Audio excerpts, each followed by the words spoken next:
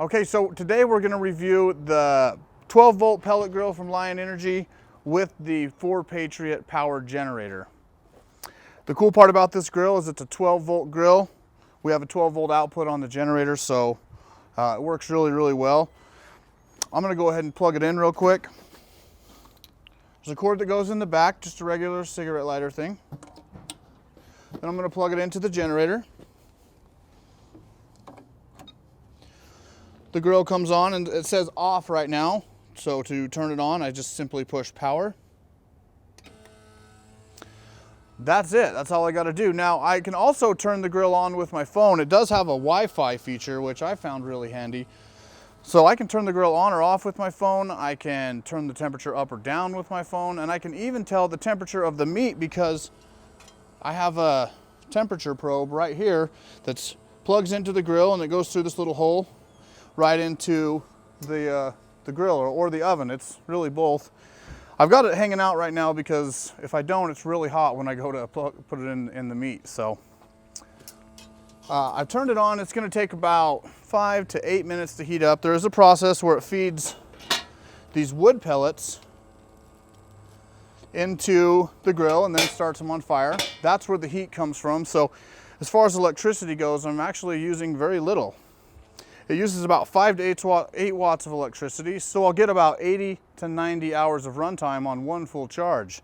So far I've been cooking on this grill for about 10 hours and I'm only down 1 bar. So pretty excited about that.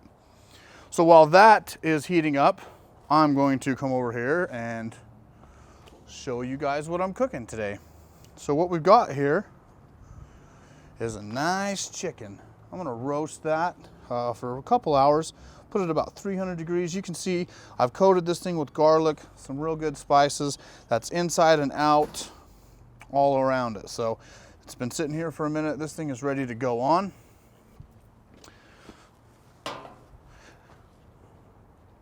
As soon as the grill's ready, we'll go ahead and put that on and it's good. So until then, let's get that temperature probe inside this meat so then when it's time, I can just put it on. Now, you want to make sure that you put it in the thickest part of the meat. That way you're getting an accurate reading. You don't want to have undercooked chicken. So we're going to go probably from this angle.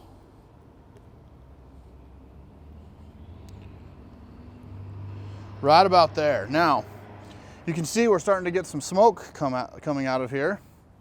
So that means that we're almost going. It smokes a little bit more at first before the fire starts, but once the fire actually goes, the smoke dies down a lot. So you do get a little bit of that smoke flavor. It's nothing overpowering. My wife told me before we got this that she didn't like smoked meats, but she loves the food that I cook on this grill. So we'll give it another couple minutes and put this chicken on. The grill will heat up to 150 degrees at first and then stay there. You have to set the temperature after that. So what I've done is I've pushed this button, which is the up. There's a little up arrow beneath it. I've pushed and you can hold it and it'll climb. I've set it to 300, which is where I want to cook the chicken at. So once you set it there, that's the set point. Then it'll go back to what the grill temperature actually is. You can see that it's climbing. It's just heating up right now and it'll take a couple more minutes to do that. When I want to see what temperature my food is, I just push this middle button that says food right underneath it. So I push food and it tells me that my food right now, my chicken is at a cool 44 degrees. So that right there, it'll stay there until I push the food button again, which will take me back to my actual grill temperature. Let's go back to the food temperature. This is very important. It's a very crucial tool if you're gonna cook your food exactly how you like it. I've told my friends a bunch of times, and I say this all the time, but this grill turns cooking into a science, and I am a scientist when I cook food on this thing. That's how accurate I get. I can see the temperature of this food too on my phone with this Wi-Fi. So I'm inside and I can see exactly what temperature my food is. So if I'm going for like this chicken, I'm gonna want it at 175, probably 180. So I can just go and relax, watch some TV or whatever I want to do.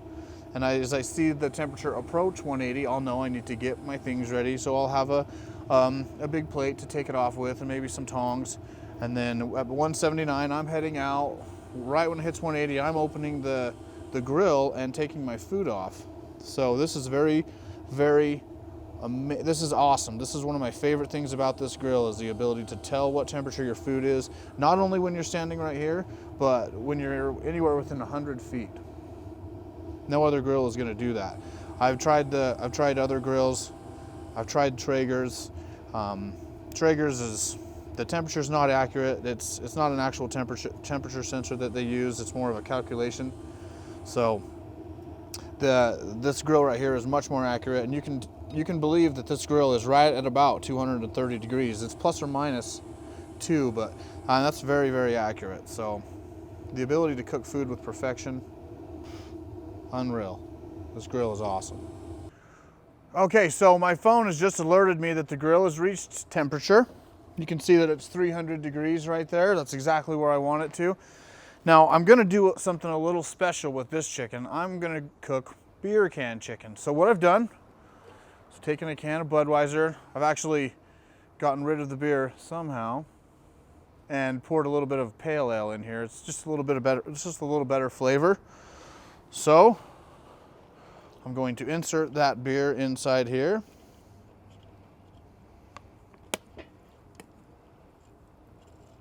Just like that. Now, I'm going to open up the grill. See, that's going to stand up right on its own. Honestly, this isn't the first time I've done this. That's kind of tricky. I made it look easy.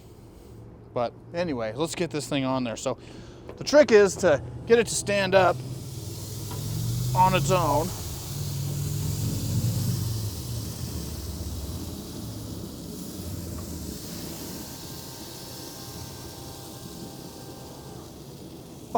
Oh, that's pro status right there.